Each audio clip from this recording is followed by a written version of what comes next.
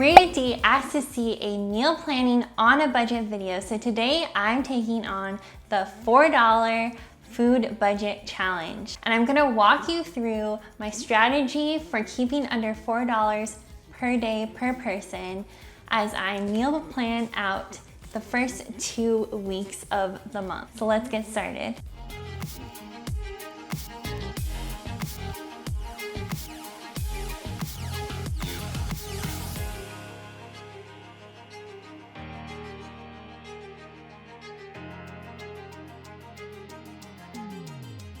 Step 1 is to start with what you already have by taking an inventory. To meet the goal of $4 a day per person, I'm setting up this insert to take an inventory of the meats and perishable ingredients we already have so we know what needs to be used up. This will be especially helpful later on when I'm choosing recipes that use what we have on hand. Eliminating waste saves you money because you are avoiding having to throw out food that you've paid for because you didn't end up using it, and it also prevents you from having to buy more food. American households spend an average of $7,923 on food annually, according to the most recent data from the Bureau of Labor Statistics. That comes out to roughly $8.25 per person per day. Our goal in this challenge is to spend less than half of that amount, $4 per day per person, which could lead to a savings of $1,552 per year for the average American. I know we are going to be tempted to get takeout on days when we are too tired to cook and to overspend on impulse buys at the grocery store. So this is going to take a bit of strategic planning to try to meet this budget. On this insert, in the first column, I've listed the name of either the meat or perishable ingredient that we have. To the right of that, I'm writing the amount that we have of that item. For example, we have 4 pounds of frozen chicken breasts, 3 pounds of frozen steak, 1 avocado, 6 servings of Brussels sprouts, etc. And I'm going to try to pick out recipes that use the type of meat that we have the most of because we currently have way too much in our freezer. So we need to pare that down. Step 2 is to choose recipes that use meats and produce that you already have. We have 8 pounds of pork shoulder, so we can use that to make carnitas. At the same time, I'm focusing on using more affordable meats because of this challenge, like chicken thighs, because they only cost $1.69 per pound. We have 7 pounds of chicken thighs, so I'll be using that for batch cooking and in the Indian butter chicken recipe. Under perishable ingredients, we have an onion. So checking our perishable ingredients insert, we see that shrimp red Thai curry and shrimp fajitas will help use up that onion. We also have 6 servings of Brussels sprouts, so we definitely want to use that as a side dish before they go bad. We're going to be batch cooking the grilled chicken and freezing them for some quick meals during the work week.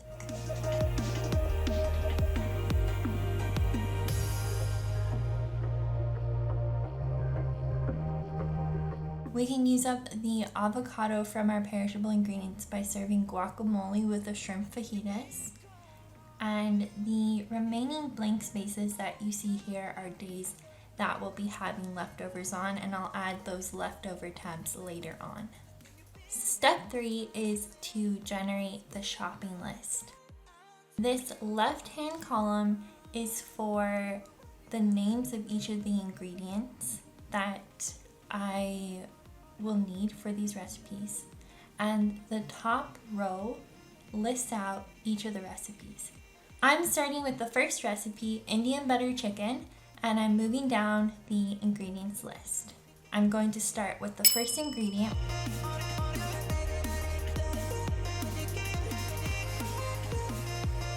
I'm writing down the number of cloves of garlic this recipe calls for in the column for Indian butter chicken. We have ginger.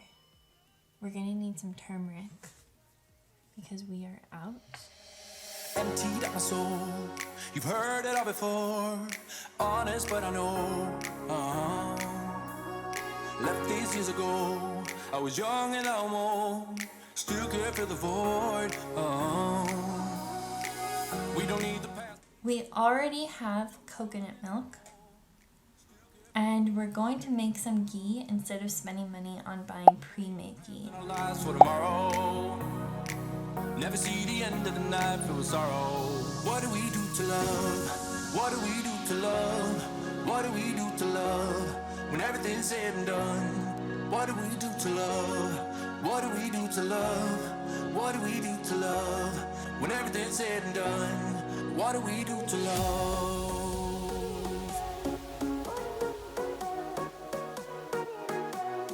What do we do to love? What do we do to love?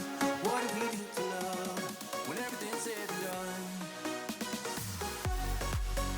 Now I'm going to add up everything I need to give me the totals and subtract out what I already have.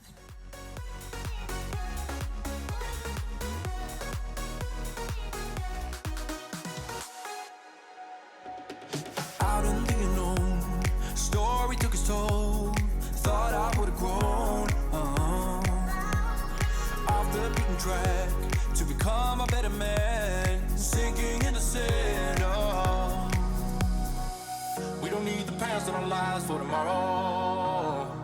Never see the end of the night filled with sorrow. What do we do to love? What do we do to love? What do we do to love? When everything's said and done, what do we do to love? What do we do to love? What do we do to love? When everything's said and done, what do we do to love? Then I'm highlighting the amounts that need to be purchased. And the numbers that are highlighted are the ones I'll be looking at the grocery store when I take this insert with me. You could just put this on a clipboard if you're afraid of it getting bent up at the store. Another option is to add these to an app on your phone, like AnyList, if you don't want to have to carry your planner or a piece of paper with you to the store. Before we finish, we want to shop the sales. So it's great that the avocados are on sale and the sweet onions are on sale. Normally we buy either yellow or red onions, but we can easily swap them out with sweet onions for these recipes and we'll save money by doing that. We also like to stock up on meats when they go on sale and then freeze the extra. Bacon is something we have for breakfast occasionally, so we'll get that. And that's actually a great way to save money. You can buy calorie-dense meat at either a discount warehouse store or when it goes on sale at a store like Sprouts, and then freeze it into portions. As I mentioned before, we will be making extra and eating the leftovers, so I'm adding leftover tabs to indicate that. And that's really a great way of not only saving money, but saving time because you are cooking less and you also have fewer dishes to wash. I'm filling out the left-hand column with an inventory of freezer meals to finish out this meal plan. We'll freeze the extra Indian butter chicken and carnitas, and each of these flag stickers that I'm adding represent one serving. Once that serving is eaten, I will check it off in the meal planner. Beneath that, I'm writing down snacks. I'm going to get some celery because it's on sale at Sprouts.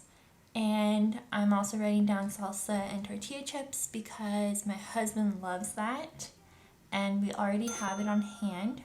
I'm going to use these year-at-a-glance pages to plan out our shopping trip. I was gonna stay in the fight with you, just thinking we would do this until we couldn't do it. Each and every high, every night with you, you and me so clueless. We were just broken, shattered, singing along to nothing. Next week, I'm going to check in with you for part 2 and share how we did. Were we able to stick to the plan? Did we meet the $4 per day challenge? and where did we go wrong, but also where did we go right. In the meantime, if you want to watch more of my meal planning videos, make sure to check out the playlist that's in the upper right corner of your screen, and I'll see you next Saturday. Bye!